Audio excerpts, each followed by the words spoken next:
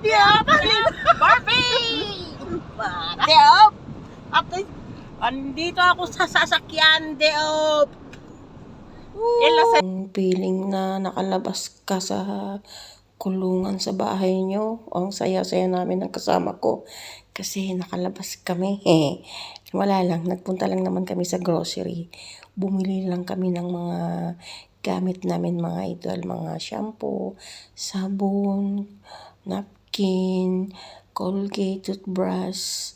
Kasi wala na kami, naubusan na kami ng kasama ko kasi dito sa amin hindi libre ang sabon sa amin. Kami ang bumibili ng kasama ko. Kaya ito, magkasama kaming dalawa. O, makita nyo lang sa mukha namin. Tuwang-tuwa kami kasi nakalabas kami.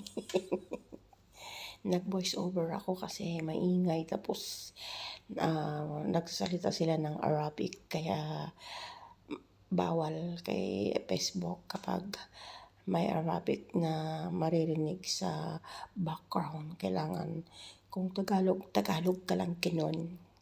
So, nag-send muna kami ng pera sa Western Union. Tsaka kami nagpunta sa grocery. Hindi ko na nabidyohan kasi ang daming tao.